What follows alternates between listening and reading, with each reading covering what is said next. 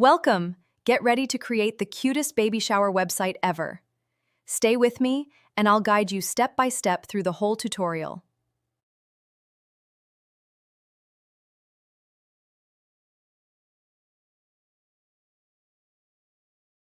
Before making any changes, take a moment to preview the entire website. This will help you understand the full layout and flow, starting from the invitation cover and continuing all the way through to the RSVP form.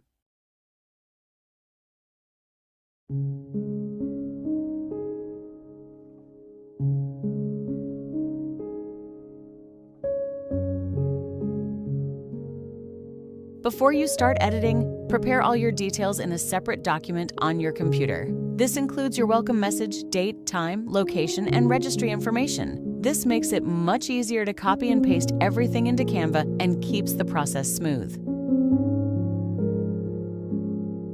Now it's time to dive into the editing. Sit back, relax, and enjoy the music as I walk you through each step.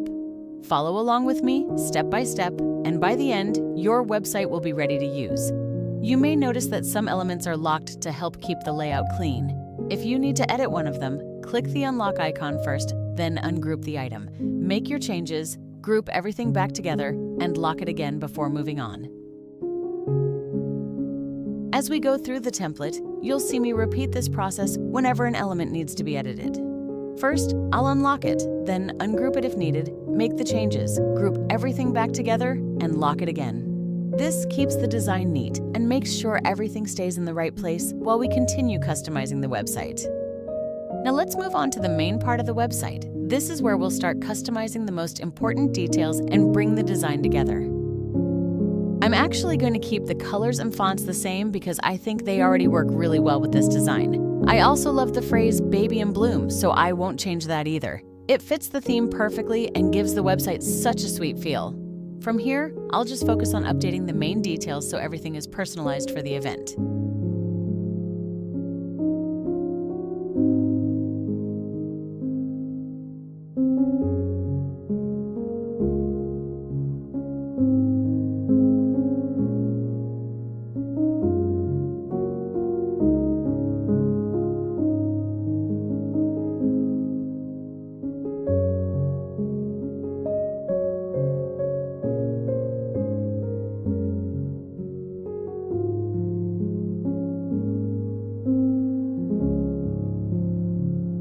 And remember, you're not alone. If something feels confusing or you need a little help, just drop a comment below.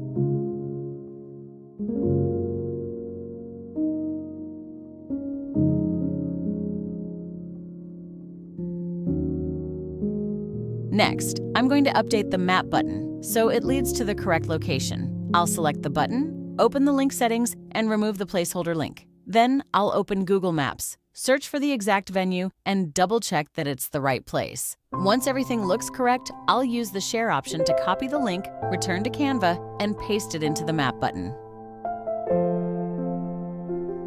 Now that the details are updated, I'm going to select all the elements and group them together. This makes it easier to move and manage everything as one piece.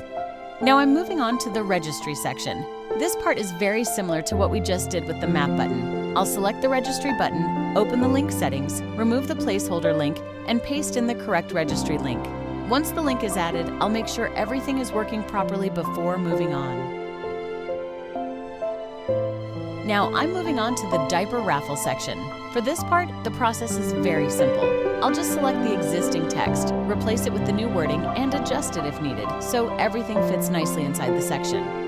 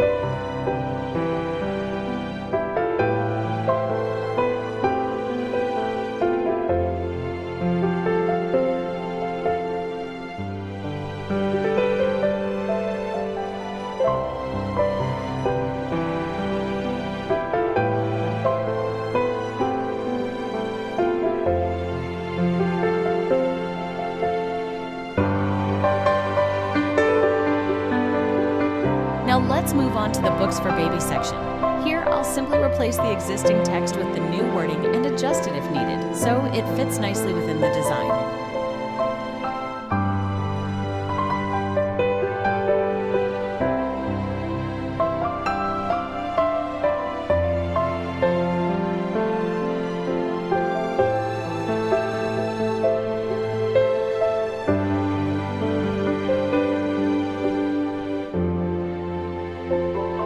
Now I'm moving on to the music section. Here, I'll update the details and make sure everything fits nicely with the rest of the website.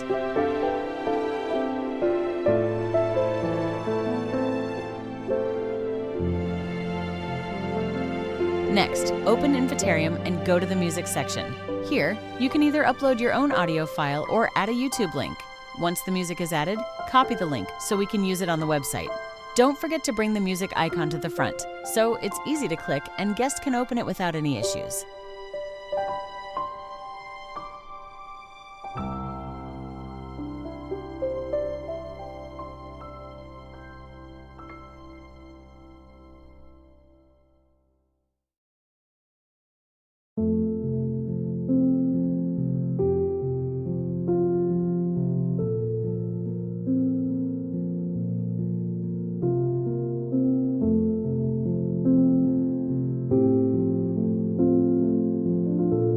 Now we're going to create the countdown timer. Inside Inventarium, go to your dashboard, click Add New, and choose Countdown from the menu. This will open the Countdown editor, where you can set the event date and customize the style of the timer. Start by choosing the date of the event. Make sure the month, day, and year are correct because this is the date the countdown will use. Next, choose which time units you want to display. For most invitations, days, hours, minutes, and seconds work best because they make the countdown feel more active and easy to follow.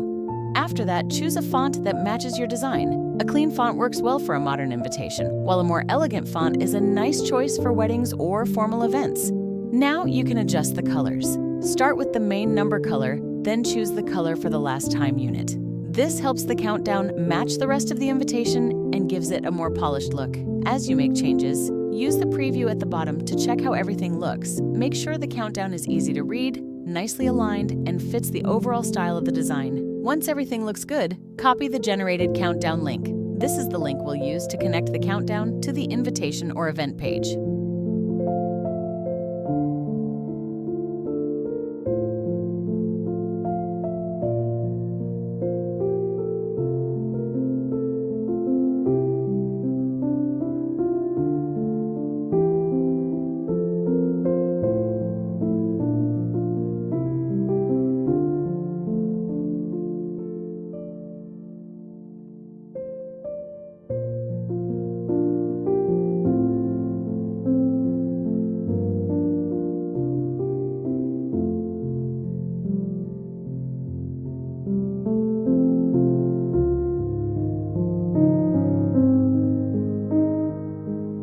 If this feels a little overwhelming, you're not alone. Leave a comment below and I'll do my best to guide you.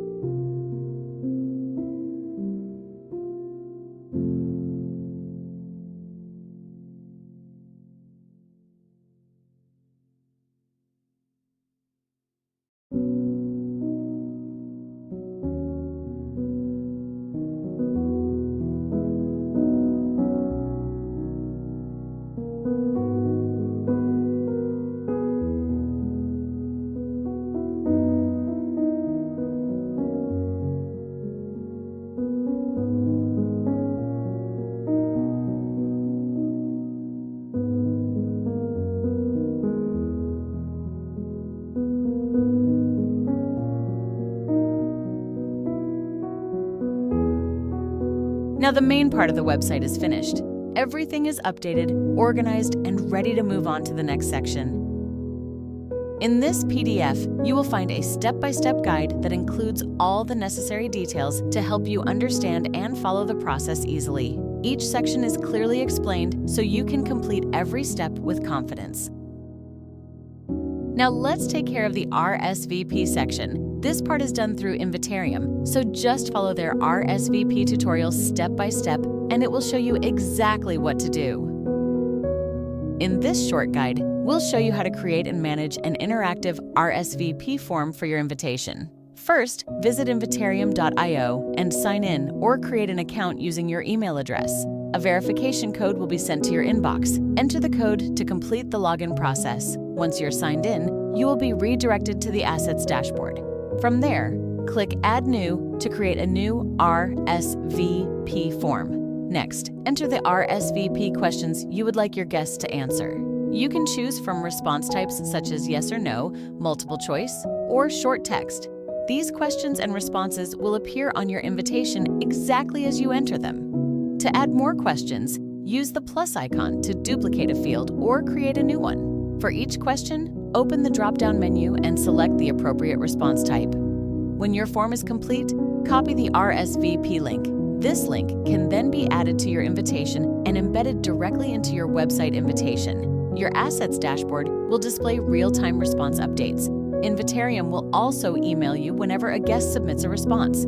You can view each submission directly in your account by opening the Responses section and selecting View Full Form. To save a copy of your RSVP data, click Download CSV. This will export your responses into a spreadsheet file for easy record keeping. Only you, as the host or administrator, can manage this RSVP account and access the submitted responses.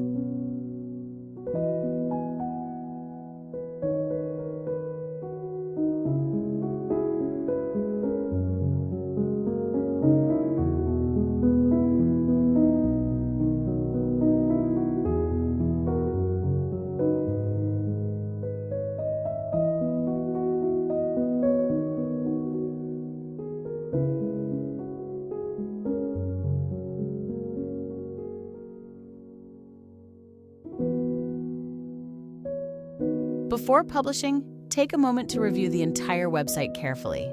Go through each section and make sure all the baby shower details, registry information, buttons, links, and RSVP section are correct. Check the text, spacing, fonts, and overall design to make sure everything looks clean, easy to read, and ready to share. Also, make sure nothing has moved out of place and that all clickable elements are working properly. Once you're happy with how everything looks, click Publish. Canva will then give you a website link that you can copy and share with your guests.